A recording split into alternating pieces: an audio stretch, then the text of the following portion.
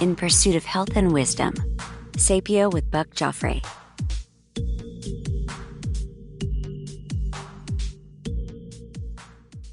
Welcome back to Sapio with Buck Joffrey. This is Buck Joffrey, and this is a New Year's edition. We're going to do a little something a little bit different today. We're going to actually go through some clips reviewing some of the concepts that we've introduced up to this point. As you know, Sapio is not a particularly old show. This podcast was started just a few months ago, but I think we have a lot of interesting content.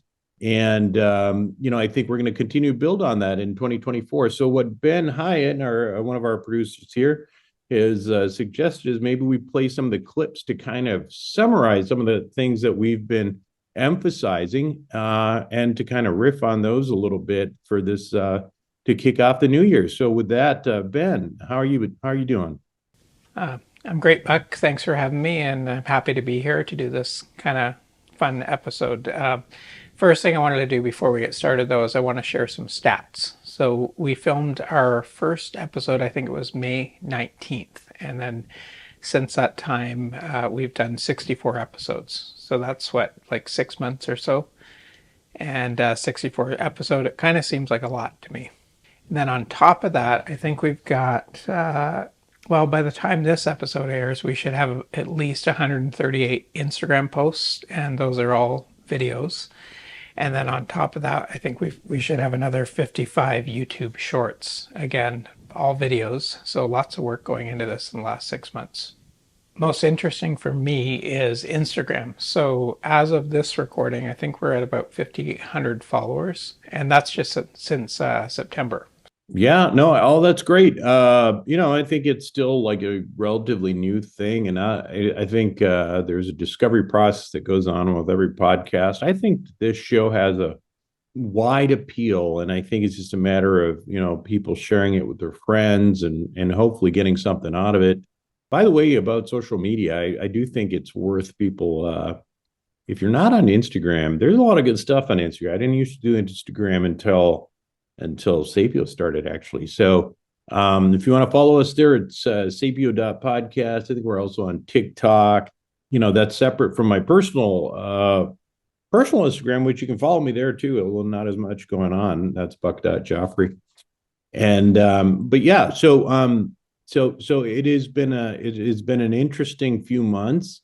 It's always a little bit it's always hard to start something, right? It's a lot easier. We're in the middle of like with Well Formula, it's been going for 10 years and 40,000 downloads a month and all that kind of thing. But I know, this is a lot of fun for me too. And so whenever I get a little frustrated about the speed of growth, although 5,000 followers in how many months? I think it's September. So that's like 4 months. So almost 1,000 followers a month means that the word is getting out there a little bit. So hopefully it'll be something to reflect back a year from now and really look at where we've gotten. But yeah. Anyway, yeah, let's move on with it. Let's do some stuff. So let's share some info. Okay, yes, let's go. So what I did is I pulled clips from each of the 6 pillars that you kind of outlined back in May. And what we're going to do is we're going to watch a clip and then we're going to just have a little discussion about it. The first thing we're going to start with is the what to eat when pillar, which was pillar 1. And so let's just watch this clip and then we can talk about it. Most people aren't going to stick to a specific diet. So when my friends ask me what the best diet is, I tell them something a little bit different. What I say is that the science tells us today is that if you could do one thing to improve your health with regard to diet, it's simply to eat less often. Okay, so eat less often. It seems like low-hanging fruit to me. So why is intermittent fasting so important when it comes to longevity? Well, first of all, let's define what I'm really talking about in that clip. I'm talking about this idea of, what people have called intermittent fasting. I think there's different ways of doing this, but the idea is to not walk around all day and every waking moment of your life, sort of eating and taking in calories. there are different ways people do this. Intermittent fasting is sort of the broad term, but there's also time restricted feeding, which is more what I do, which is a form of what I would call intermittent fasting. And that is typically what people do in that situation is, get all their calories input within 8 hours of being awake. Now, that's actually not that hard. I mean, basically, if you think about it, if you just skip lunch, boom, you're there, right? Because you're sleeping for a good part of that 24 hours as well. Now, why? Okay, so first of all, and I know you've been doing this, Ben, and you lost weight. Okay. 12 pounds. Yep. 12 pounds. Yep. So why did you lose weight? Part of it is probably, frankly, you're probably taking in less calories. Okay, you're taking in less calories if you're eating in a window. And I presume you're doing like the 8-hour window, or what are you doing? Yeah, I was doing the 8-hour window. I have not been doing it with the holidays. And I've put on a pound or two. So yeah, it shows. So yeah, certainly eating less often will make you eat less inherently. But the thing that's really interesting about this is there's multiple benefits that are published on the topic of this time restricted feeding, and it goes to having better insulin metabolism. So basically, if you are having trouble with blood sugar, if you're a person who's tends to run high with blood sugars, this tends to make you much more insulin sensitive, and so much more healthy along the diabetic spectrum. It has all sorts of other benefits that are in the literature that you wouldn't even think of, right? Like there's some benefits reported on recurrence of breast cancer, neurological disease, MS. There's all sorts of benefits. So the question is, in part, why that is. And this is a concept, a larger concept called hormesis, right? Intermittent fasting runs into this concept called hormesis, which hormesis is a major concept in longevity, which is simply what doesn't kill you or maim you pretty badly, not just kill you, but maim you pretty badly, is going to ultimately make you stronger. And so what we're finding is that in the literature, many of the genes, the upstream genes that trigger longevity, whether that be the sirtuin pathways or the mTOR pathway or the AMPK pathways, these things that we've talked about. There's a lot of jargon, but it's to say that all of these pathways that we know are involved with longevity appear to be triggered by eating less often. And again, it's probably because these genes are getting triggered because the body thinks that it is about to deal with some challenges. So it doubles down and kind of makes itself stronger. So in a nutshell, that is the idea behind intermittent fasting, if it's done for the purpose of longevity. But obviously, as you mentioned, weight loss, there's all these other benefits that seem to come with it. A lot of people talk about how it makes them, have less brain fog. I don't know if you've noticed that at all, but there just tends to be a better, better working metabolism when people eat less often. Well, I think I even sleep, right? Yeah. I'm not snacking at night, so I sleep better. I mean, it's definitely effective. Yeah. Okay, so I actually have two food ones. So here's another food clip for you. This is where you carnivore diet types are going to really probably start hating on me a little bit. But, listen, I love meat too. I get it. And I know you feel great when you're on just this carnivore diet because, you're burning fat and living off of ketone bodies rather than carbs. You're skinny. You got great glycemic control. Your blood sugar's great, in other words. And your brain loves ketone bodies. So you feel sharp and have a lot of energy. Sounds really good, right? But here's the thing. You carnivore diet types are probably significantly increasing your risk of cancer in the future as well. The carnivore diet has been kind of hot lately. And so I just thought this clip was important because it kind of showcases that you don't always agree with what's hot and what's popular out there. And this is definitely not the first time. I mean, the carnivore diet is one of those things that I've expressed concern about, specifically, obviously on that clip, and it's not, it's not, by the way, because I'm like, that I have any problems with eating meat. I like meat, right? But I think the evidence, as I mentioned, is pretty robust that eating a lot of red meat is actually, in the long term, not a good play for longevity. Now, people may argue, hey, I feel great right now. I've never, I feel like I don't have brain fog. I don't know all this. It's probably because they're running mostly in ketone bodies, which the brain likes.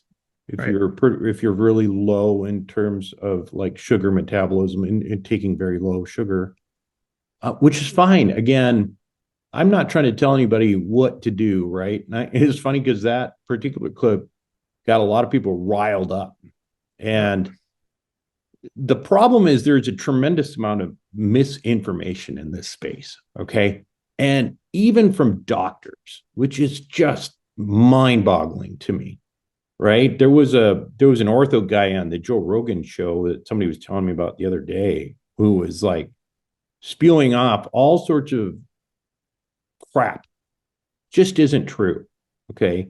Now, if you want to be a big star and go on Joe Rogan, that's fine, but don't pretend that that's what the science says, okay?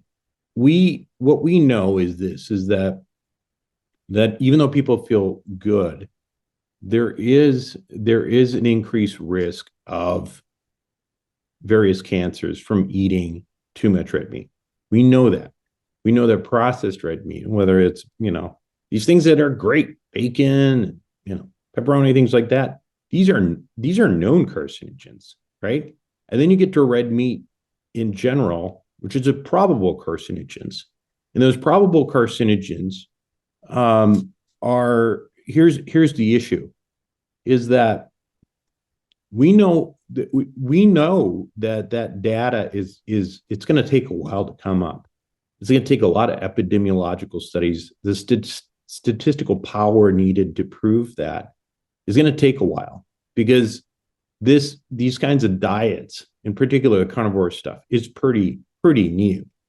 Now, if you look at the data, though, one of the things that I want to point out, and I think we talked about this recently, Ben, was if you look at the colorectal cancer data, the number of people less than 55 years old who are getting a diagnosis of colorectal cancer was 11% in 1995. In other words, if you have colorectal cancer, if you're 11% of those people that were getting diagnosed were under 55. Now it's 20%, right? And so is that directly because of, people eating heavy diet with red meat? I don't know for sure. But do I think that there's probably a role for some of these things? Yeah, I absolutely do. Because, back in the 90s, I was there. In the 90s, yeah. People did high protein, but like to go to the extremes of becoming sort of exclusively carnivores, that didn't happen in the 90s. Right. That didn't happen in the 90s. So I think that my purpose on this show is never to be a zealot about anything. Quite honestly, if it makes you feel good, and if that's what you want, and if you're willing to say, hey, you know what? It might increase my risk of cancer, but I feel great today. More power to you. All right. My only goal here is to try to put up some warning flags and get people thinking about it. And the problem with the internet, the problem with social media right now is you can pretty much get the answer that you want, right? You can find someone like this guy on the Rogan show who will literally tell you something that probably 99.999% of doctors and scientists will tell you is incorrect. Right. But you found the one guy, and you can say, well, he's a doctor, he said it. And I wouldn't approach things that way, right? I would love for that to be true, by the way. I'd love to be eating like ribs and steaks every day, Right. but the data, which is the science, which is, published information, does not suggest that. Yep. And so I guess that's my comment on it. The other side of that, though, is I will say, just to round out the commentary on diet, I do think that people do need to get more protein in general, right? If you, I think the dietary requirements that are published out there are too low. I think that most people, if they're generally pretty, inactive, still need to probably get at least a, half gram per pound of protein, and that may go up to, closer to a gram per pound if you are actually out there, exercising a lot, and especially as you get older, to avoid sarcopenia. But that's another topic entirely. But I figure I might as well mention that, as long as No. we're talking about diet. It fits with diet and Yeah. How do you say it? Sarcopenia? Yeah, sarcopenia. Yeah. And what is that? Well, it's basically this, it's just this body's, deficiencies in protein ultimately that, affects enzymes. Enzymes are made of protein. You've got like all sorts of body functions that are run by proteins, and you just don't have enough protein, and that results in, muscle wasting and all that stuff. And that's all this process of sarcopenia. Right. And as you get older, that becomes a big deal, right? Yeah. A lot of people get really frail when they're older. Yeah. Okay. Yeah. Let's totally relevant. We're going to move on to exercise. Yeah. So let me pull up that clip. Okay. The interesting thing about longevity and resistance training is that we used to be really specific with, you've got to do this number of sets and this number of reps if you want to focus on strength. Right. Or if you want to focus on hypertrophy or muscle endurance. And that research has kind of changed, and it's gotten simpler, which is nice. So it's gotten to the point now where it's like, if you just get a weight that's challenging and go until you're fatigued, you will get stronger. Okay. So the exercise clip, really, really important, obviously, for longevity. But the first question I have is, how hardcore do I have to be to live longer? Yeah. Well, I mean, it's interesting because after that clip, I mean, I've read more data on this, and there seems to be this, if you're exercising for the purpose of longevity, right? Because you can exercise for a purpose for many things, right? If you want to be like, world-class marathoner or something like that, what you're going to exercise for and the way you're going to train is different than if your goal is to live, for 100 years. That's a different goal. And in fact, they might actually contradict one another. And so there is this concept of this, Goldilocks zone of diet, right? Where it's not too little, not too much.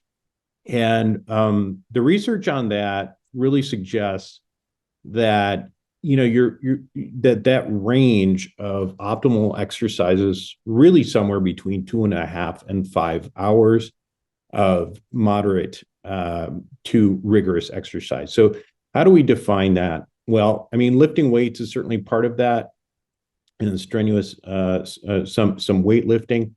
And then on top of that, we've talked several times about the need for, I would say an average of it at least 2.5 hours per week of this level 2 cardiovascular exercise. And that is the type of exercise where you're not necessarily like, throwing up or something like that, but, you're going on a hike or whatever, and it's slightly hard to talk, but you can still talk. That's Right. level 2. And it's typically in that range of, 60-70% of your maximum heart rate. But an easy way to gauge that is just, the slight difficulty in talking. Now, what I think is really interesting about this, though, so I was talking about the 5-hour workout week.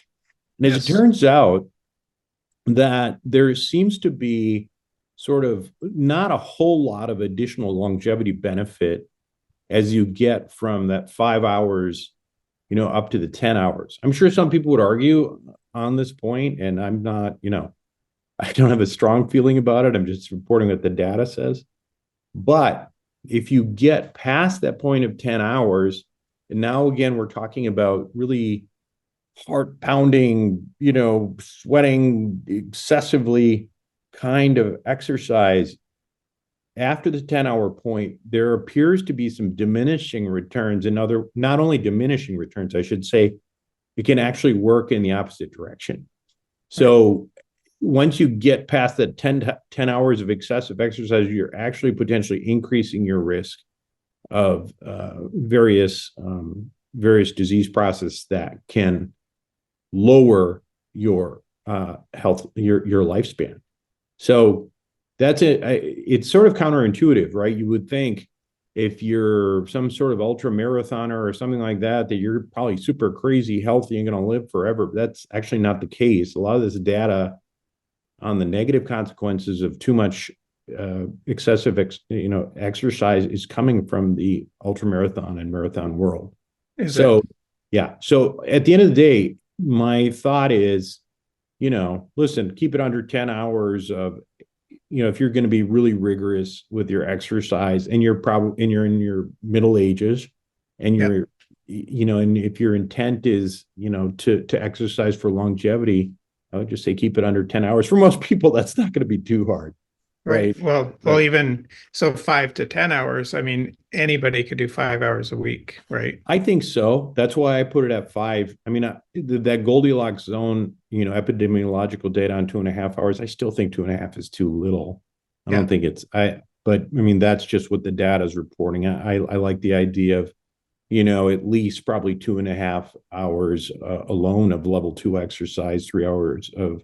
So my own regimen is probably about 3 hours total of level 2 cardiovascular exercise per week, and then basically I've got about 2 hours of weight training, and then 1 more hour of sort of this stretch resistance thing I do. So I'm actually sort of, I guess, closer to about 7 or 8 hours. That works for me. So and the stretch thing is interesting too, because you do need to keep your body flexible, right? Oh yeah. That's one of the things you got to work on. And there's, it's kind of like a stretch lab type thing. Yeah. So there's also resistance training and all that. And I've talked about, some of that level 2 cardiovascular exercise happens from hiking as well, which is good for stability and, all these other elements of balance and things like that we actually talk about in the book a fair amount. So it's great. Okay. So we're going to move on to sleep now, which, as you know, is one of my nemesis. Yeah, it's one of your favorites. Yeah. Okay, so I've got this clip. Let me play it for you. When I was a surgical intern, I routinely spent 100 hours per week in the hospital. Since then, they've implemented an 80-hour work week, but medical training has traditionally had, as you can imagine from this, no respect for sleep. And that's kind of ironic considering what we know about sleep now. In terms of health and longevity, sleep is about as important as food and exercise, maybe even more important because you can survive longer without food and water than you can without sleep. Poor sleep is associated with higher risks of just about every disease out there, including cardiovascular disease, Alzheimer's disease, and cancer. In fact, night shift work is recognized by the IARC as a cancer-causing activity. Suffice it to say, sleep is really important to longevity and health span. Okay, so you guys have all these conversations with Alan and stuff. I've really learned how important sleep is. Can you just get into a little bit about the difference between deep sleep and REM? Because here I'm thinking, okay, if I go to bed at 2 a.m, I'm going to be fine. If I get up at 9, I'll get my 7 hours. But I've learned that's not the case. So why is it so important? Well, I think the biggest thing is that, again, as Alan and I talked about, I think it was in episode 5 on sleep, there's this entire, sleep is an entire sort of it's like a whole show, right? It's like a choreographed show that happens in the brain every night, and it has a starting time and an ending time, and if you're not there for part of the show, you missed it. And so the way I like to think about it is, and we get into the different phases of sleep, but the most important ones, certainly for brain function and for Alzheimer's prevention and any number of other health related issues, comes down to how much deep sleep you get, deep non-REM sleep, and then how much REM sleep you get. Deep non-REM is the deepest, most refreshing sleep that's really restorative. And one of the things that happens in the brain at that time is the brain seems to contract a little bit and allows this fluid called glial lymph, or GLIMP for short, to come in and sort of wash away some of these toxins that we know from some of our other podcasts in neurology, such as these tau proteins or beta amyloid plaques, things like that, that aggregate, that ultimately are correlated with Alzheimer's disease and with dementias. And so the idea is that deep sleep is helping to wash away some of that stuff. Now, if you don't get deep sleep, you're not going to wash away as much of that stuff, right? REM is very important for memory consolidation, and probably has a lot of significant role in various dementia formation as well. The issue is that those two most important parts of sleep happen sort of on the opposite sides of the night. The deep non-REM sleep is typically in the first half of the night. And this is not the first half of your night of sleeping. This is the first half of the night. So let's say from 9 to midnight or whatever. If you're there for that performance that night, that's when that's going to happen. Right. Right. And if you're not there, you're going to miss out most of that. And so, I mean, I look at my Oura ring all the time on this, and it is pretty clear. I mean, I go in there, and the majority, probably 90% of that, for me at least, non-REM sleep is happening before 1 a.m. If I'm not there, I'm just not gonna get very much at all. And then REM is happening more in the early, in the morning. So if you're waking up too early, you're gonna miss out on some of that as well. For me, that tends to happen around like 4 a.m. to 7 is when I'm getting most of my REM sleep.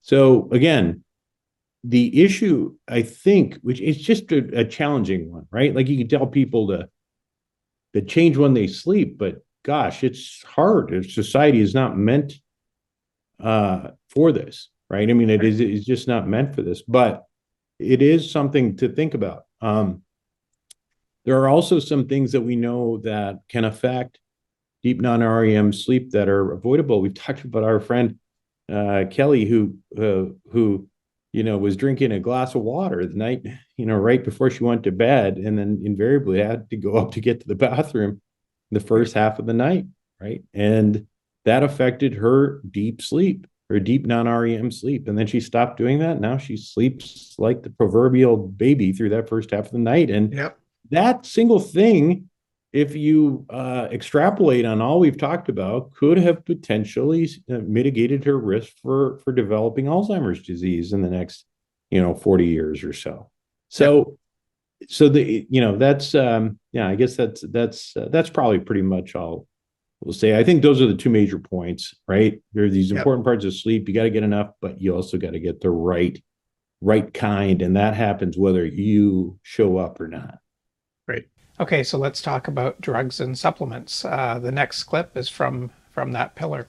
But there's another drug that's been around forever, and it's known best to treat gout. It's called colchicine, and research is now showing that it seems to have a lot of promise in potentially treating and preventing heart disease. For me personally, on my last Cardio IQ, which we talked about in multiple episodes on Sapio, even though my cholesterol was optimal, it was actually artificially lowered because of some of the things I'm doing, I did have a mild elevation in my HSCRP. Again, that was that inflammatory marker I mentioned before. And because of that, I'm strongly considering adding colchicine to my regimen as well. I don't have cardiovascular disease, but I don't want it in the future either. And that's what I call playing offense. I picked this clip because I kind of noticed that it covered a lot of stuff we've been talking about, which is supplements, drugs, but it's also medicine 3.0, which you and Alan have talked about extensively. So what's your take on this? Yeah. So, and by the way, I think that's another pillar, right? So, what we've called medicine 3.0. By the way, I just want a disclaimer on that. I didn't make up this whole medicine 3.0 thing. I don't know who did. I know Peter Attia uses it a lot. Maybe Peter made it up. So I want to make sure I give credit to whoever made it up. But I hear a lot of people using the terminology medicine 3.0. And what I would let me define it. And yes. Basically the medicine 1.0 is like, bloodletting. Medicine 2.0 is basically everything we've had since bloodletting, right? Really good at diagnosing disease, in many cases curing disease, but a lot of times it's all about playing defense. And in my view, what medicine 3.0, what the new medicine that we're talking about is really related to is playing offense and trying to put putting medicine into people's own hands, their own health into their own hands, giving people data so that they can make decisions for themselves. I mean, not based on, a whim, but taking data and presenting it to doctors and having a conversation so that your doctor becomes less of somebody you see once a year and does blood tests and says everything looks pretty good. And it becomes more of a conversation like, okay, maybe it does look pretty good, but could I do better? You know what I mean? Yeah. And so that to me is medicine 3.0. And that's where a lot of these wearable devices like Oura Rings and Apple Watches and all those things and blood tests come in.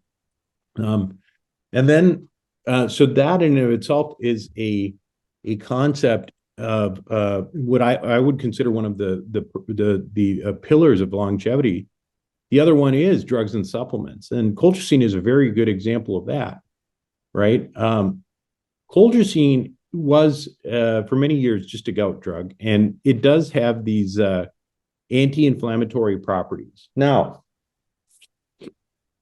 what's interesting is that when you take cardiovascular disease, since I was in med school, and, it was, I graduated early 2000s, right? So it's not that long ago.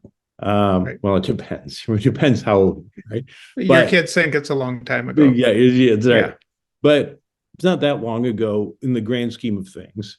And I never once in the cardiovascular part in the curriculum, in the education, in cardiology curriculum, either there or in any sort of rotation and residency in cardiothoracic surgery or anything like that, ever really heard anybody talk about inflammation as playing a role in cardiovascular disease.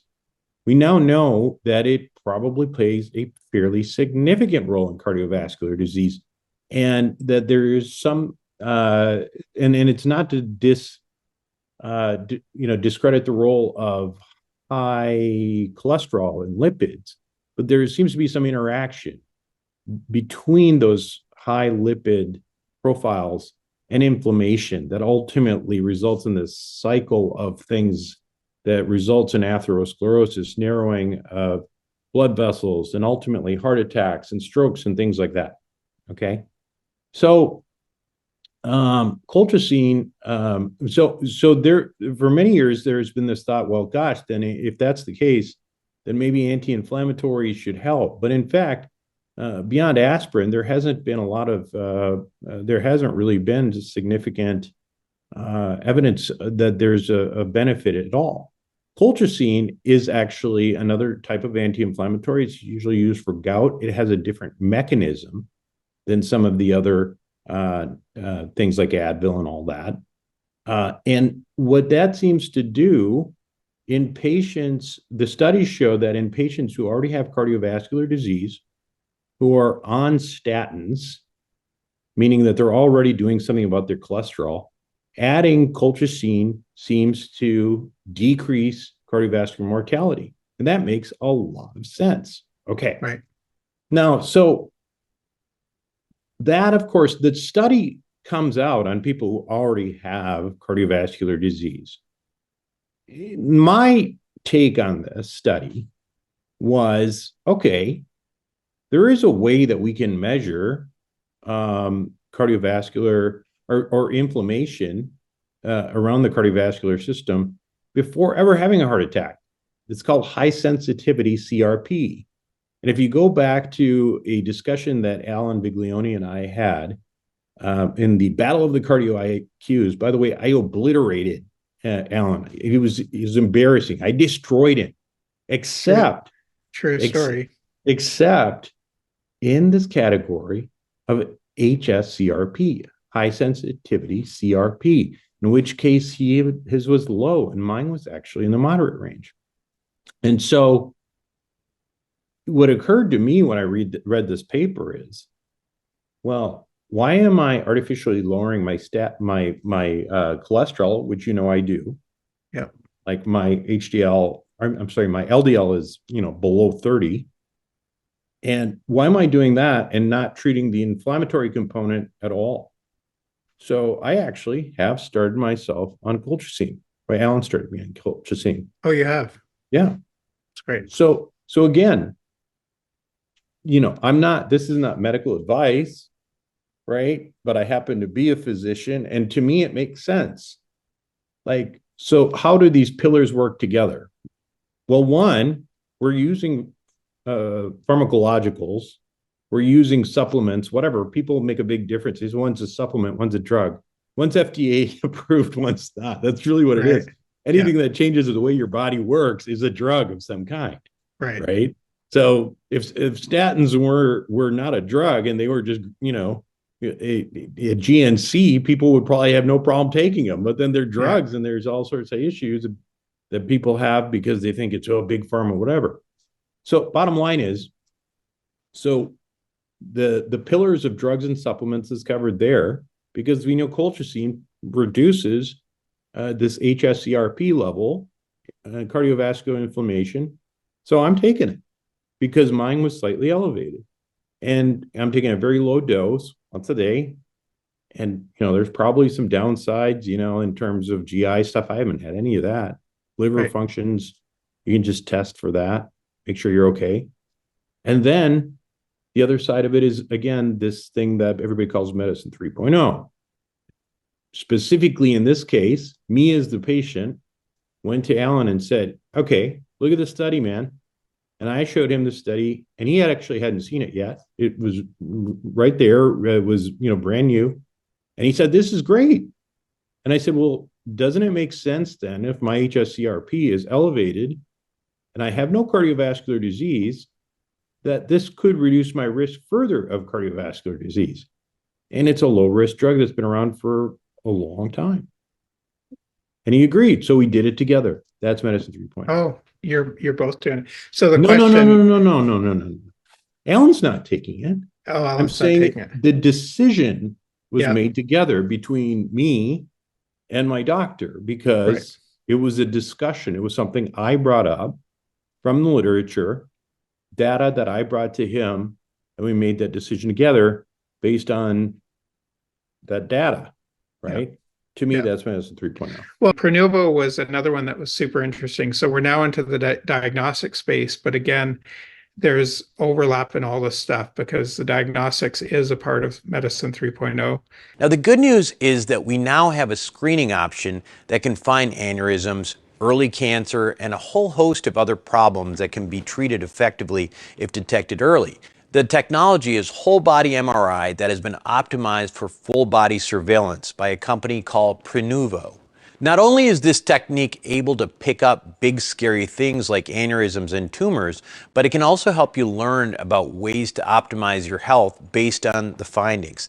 So the Pronuvo episode was super important, I think, because again, it solidifies everything you're talking about, that these pillars all kind of work together. With Pronuvo, you actually went down and got your own full body scan. So that was Yeah. super interesting for me. Mm-hmm. And in this episode, you actually went live on air and had the doctor talk about the results that he saw. Mm-hmm. Um, I guess for me, I go back and forth. Like, I don't know if I want to know if I have cancer because I know everybody's got something in their body that the immune system will get rid of. But what are some reasons why you think it's important to do these full body scans, this new Yeah. technology?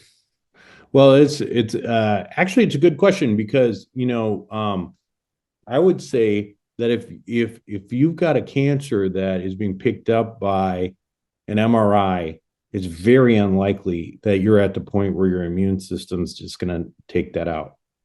Usually, if you've got cancer cells in the body that are not going to be able to be picked up by some sort of radiological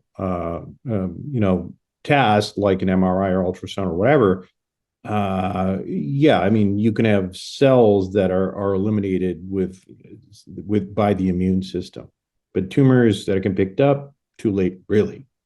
Now, the question is, why would you want to know? And it's a good one. With aneurysms, as I mentioned, they're fairly frequent, right? And most of the time, they're not going to all rupture, but if they do, you're a goner.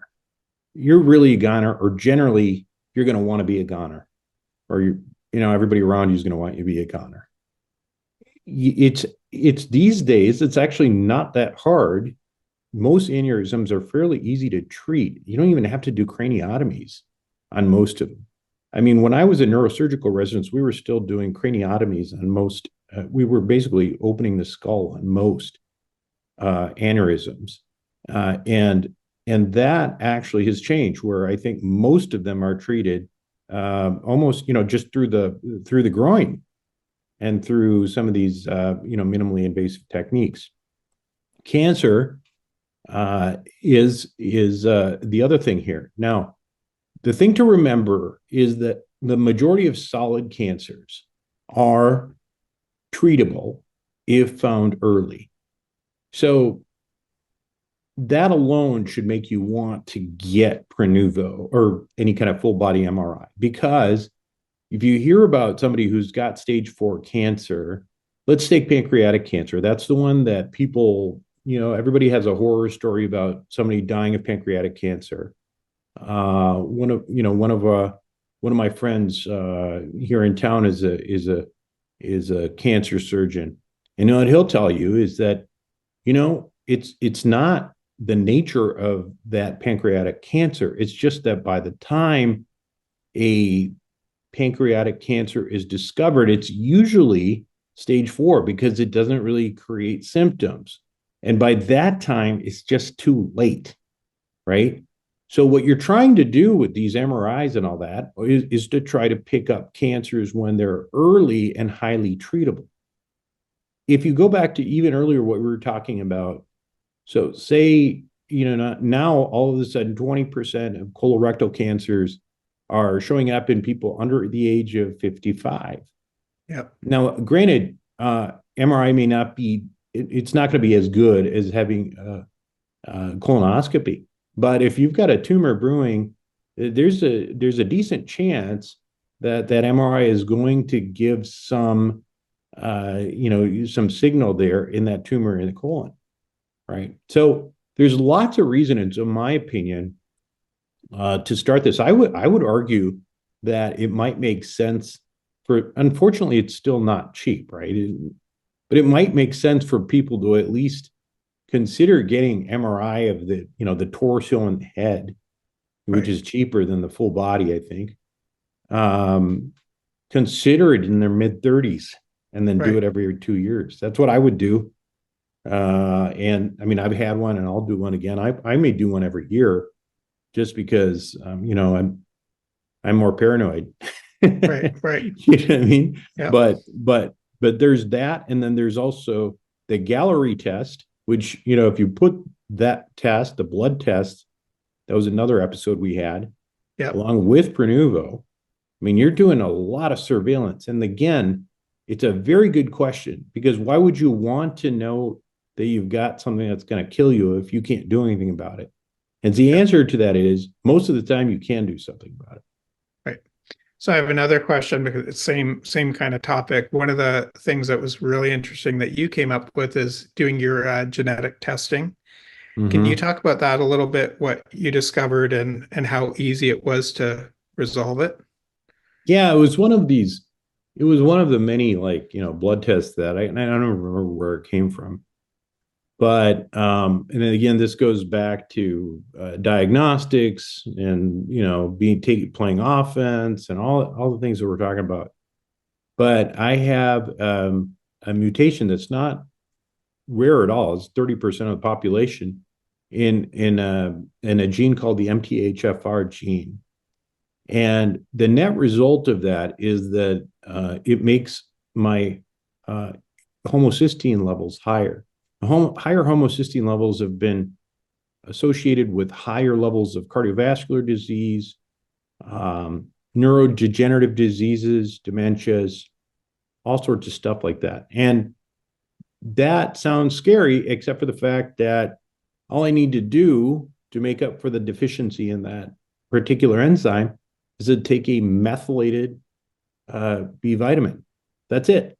And I fixed the problem that my body itself has a metabolism issue that my body has. And that's 30% of the population. So again, the information, you can do something about it. Yeah. So, and like you said, 30% of the population, I have no idea if I have that.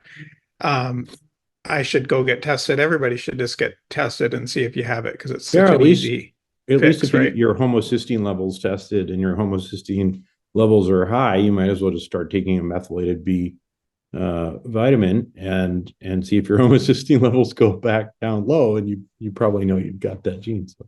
Okay, so the next clip is from the being social pillar, which is our final of the 6 pillars.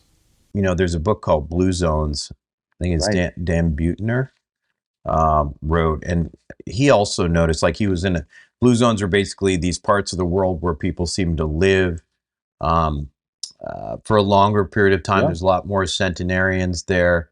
They tend to be healthier into older age. And a common theme that he found throughout those studies and his travels was ultimately that in these places like Okinawa or like Sardinia, they all had these really close social interactions. They had a purpose for the elderly, which, I think, again, in most of Western society, it's sort of, kids leave, they move all over the place, and, then you've got these elderly, and hopefully they've got some hobbies and friends, but if they don't, So as far as blue zones, what do you think? Like, why is being social, especially as you get older, why is that so important? Like, what's the mechanism that's going to help you live longer? I think it's multifactorial. I mean, I think it's real. I don't think it's when I say it's soft science, I would call it more of a just harder to measure, right? But I think there's a lot of reasons for it. If you look at, I mean, if you just go down the pillars, some of the pillars that we talked about, if you're social, you're probably going to be more active, right? If you're social, you're probably going to be less depressed. We know that depression plays a huge role in inflammation in the body. In fact, I can't remember the specific.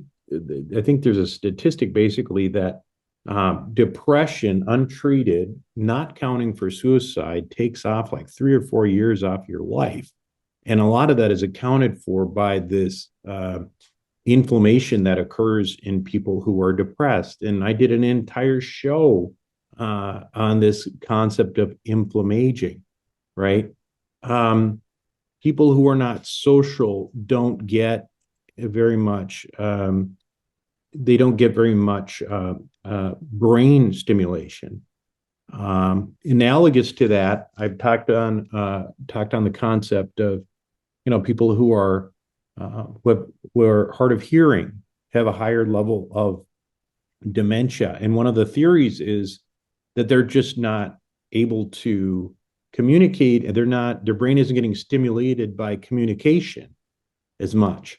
Well, loneliness can be the same thing, right? All of a sudden, you're just not really interacting with people, and therefore you've got higher levels of Alzheimer's dementia. So I think that it's a huge problem. I think it is I think it's probably going to continue to be a national epidemic because of all of the issues with technology and the way we live and working from home, all these things. I know I've got a problem with this. Of all the pillars that there are in the longevity space, the one that I have the hardest time with is probably the social one. Now I have my kids, half the time and stuff like that, but really I work from home. I don't see people all day usually. I'm on, so this is a real thing. And I think, I think it's going to become a bigger problem. Hopefully we can start coming up with, better solutions for it. Yeah. I think just the fact that people are realizing that it's an issue. Yeah. I mean, that's a big step in this. Kids too, right? So this whole pandemic was hard on everybody. Well, I think that's why the problem's going to get worse. Yeah. Because I mean, in our generation, we grew up without the devices. We're still kind of used to that. We're still able to function that way. Right. We have to. Yeah. You know what I mean? Yeah. But you've seen it. There's kids who basically have no life outside of the internet. So that's a problem. Has this ever happened to you where your kids are in the car with a friend and the friends they're texting each other? Your kids don't do that, right? Well, it's funny. I have friends who they have friends who do that, but my kids actually don't do that, which is good. But yeah, that's good. Okay, so we're going to wrap it up. I didn't want to run too long on this one. The last thing I want to show is a clip on some of the wisdom you're sharing, because I think, the tagline is health and wisdom, but almost all the shows are related to health. So I'm showing this clip, and then I want to talk about what you're going to do in the new year. So Henry Ford once said, if you think you can do a thing or you think you can't do a thing, you're right.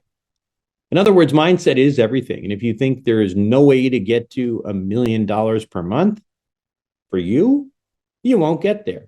And the reason why is nothing esoteric. It's quite simple. Think of everything that you've done in your life up to this point. At one point, it started as an idea that you believed would become reality. I guess the question that I have for this is, you've just started to do the little wisdom elements, the wisdom clips, which I actually love. I get a lot out of them. And so I want to know, what the plan is in the new year. Like, is this going to be more of a thing, or is it going to be a little side part of what you do? I don't know. It's a work in progress, right? I'm still, I say a lot to talk about in the health space, but I do think that the wisdom space is, the wisdom topics are really important too. In fact, if you think about all my podcasting, the old saying, early to bed, early to rise. We got that with this sleep makes man or woman, I guess, healthy, wealthy, and wise, right? So we've got health and wise on this one. We got wealth formula for the wealth, but the wisdom part of this, I think, is really important, because I think the wisdom also leads into happiness, and it leads into having a meaning in one's life, and that probably will help with loneliness and all that kind of thing. It all comes together, right? Health and wisdom. So I think it's a really important topic. I want to continue to hit it because I think it's important. It's certainly important in my life. It's something that I feel like there's certain parts of my life that I have actually excelled in when it comes to wisdom. And then I've used those same concepts in other parts of my life. I've been in utter failure. Right. And why is that? right? In other words, if you take goal setting and and trying to accomplish things, sometimes we take these concepts, but we apply them to very, very narrow parts of our life, like business, Right. but not to relationships or not to our health or any number of things. So I think that's a really important thing. And as things, I think as time goes by, that'll be an increasing component of the show. Awesome. That's all I have. So if you want to officially wrap it up, it's Happy New Year I to mean, everyone. I guess we'll just end it there. We're saying Happy New Year to everyone. Hope you enjoy what we're doing here at Sapio with Buck Joffrey. If you do, make sure to like, share, and subscribe, as we say, and shoot me an email, buck@sapiopodcast.com. Let me know what you think. If you have other ideas for shows, you have questions you want us to answer along the way. But with that, Happy New Year, and it's Buck and Ben signing off. Thanks for listening to Sapio with Buck Joffrey. A quick reminder that while I am, in fact, a surgeon, nothing I say should be construed as medical advice. Now, make sure to include your physician in any medical decisions you make. And also, if you're enjoying the show, please make sure to show your support with a like, share, or subscribe. Until next time, this is Buck Joffrey for Sapio with Buck Joffrey.